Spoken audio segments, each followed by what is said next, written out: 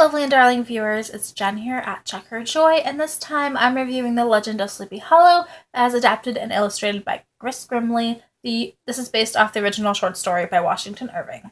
So this is an adaptation of the story of Ichabod Crane and the Headless Horseman. It is adapted, it's shorter, but it still feels very much like it's Washington Irving's writing, and a lot of the same wordage is used. Sometimes there are words that probably could have been changed to something more modern to make the meaning more clearly, especially since this is a young reader's edition. But give a kid a dictionary and use context clues of the pictures, and I think it's fine. There's only a few instances where there were words like I personally didn't know what they were and had to think about it and look it up. So,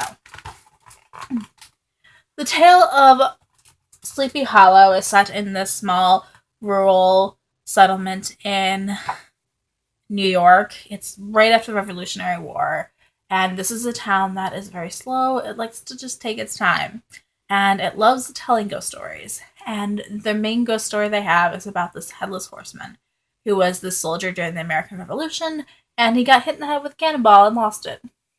And now every night the Headless Horseman goes out searching for his head so that he can get it back. And if he can't find his own head, he's perfectly happy to take somebody else's instead. In this story, we are following Ichabod Crane, who is the school teacher in the town. He is a womanizer. He loves attention, and he's a little bit vain, and definitely is very happy. Like, he gets along well with his students, but also is perfectly happy to go home with any of them that have, older sisters or have mothers that are particularly skilled at cooking. He loves just partying and entertaining and a really good meal.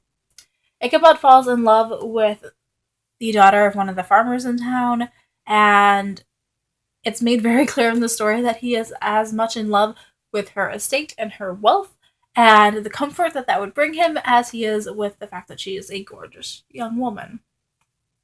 So Ichabod has been teaching not only the schoolboys, but also been giving music lessons, and he has been giving music lessons to Katrina, which is how he has been wooing her. Katrina is described as being a bit of a flirt, so I'm sure she's giving Ichabod plenty of encouragement, as well as some of the other men in town who are basically fighting over her. That is until Brom Bones, the town hero, the big, strong guy who everybody looks up to, is very popular, makes his intentions for Katrina known. And basically, all the other guys kind of step back, let Brom have his way, except Ichabod. And so we have this fierce rivalry building up between Ichabod and Brom. And Brom loves playing practical jokes, and he knows that Ichabod loves hearing these ghost stories, but also that he's very superstitious. And so there is a party at Katrina's house one night, and Brom definitely makes sure to lay down the story of the Headless Horseman so that Ichabod hears it. And at the end of the party, Ichabod goes home by himself, and along the way, he runs into a horseman, which creeps him out. And he remembers hearing the story of the Headless Horseman, so he's even more on edge. And then as he's going along and starts running, the other horseman starts running after him, and Ichabod realizes it is the Headless Horseman. And he remembers part of the story being that if he can cross the church bridge, he'll be safe. So Ichabod just full speed runs towards it. He does cross the bridge, but then the horseman just throws this pumpkin head he has at Ichabod, and then Ichabod vanishes. And so there's all this mystery in the town about what happened to Ichabod and the Headless Horseman. But the short story also lets us know that there's a possibility that it wasn't supernatural, and it might have been Brom just playing jokes on Ichabod. But also, it could have been a ghost, because it's a ghost story, and that's the whole point of this, is to get a little bit spooked and scared. I love the story of Sleepy Hollow, just in general. It's creepy and spooky.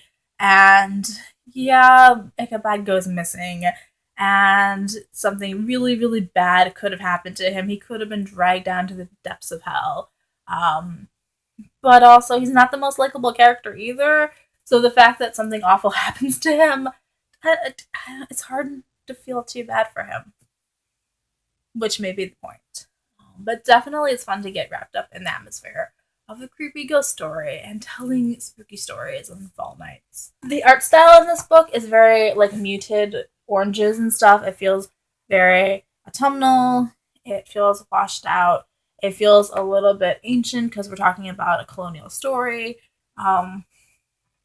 which I like. I also love Gris Grimly's illustrations and drawing. They're so expressive, and they're a little bit quirky and a little bit fun and a little bit light, but still being like this. We're keeping this grotesque, spooky, gothic feeling to it, but not ever letting it get too dark. I love the story of Legend of Sleepy Hollow, and I love this adaptation of it also. So I gave this book 5 stars. I've also reviewed one of Gris Grimly's other adaptations. It was for Edgar Allan Poe. I'm pretty sure it was Tales of Mystery and Madness. I'll post that one down in the description below if you want to check that out. Yeah. So let me know if you've read this one, if you've read other Gris Grimly graphic novels, or what's your favorite part of Legend of Sleepy Hollow. So peace out. I love you guys, and keep reading. Bye.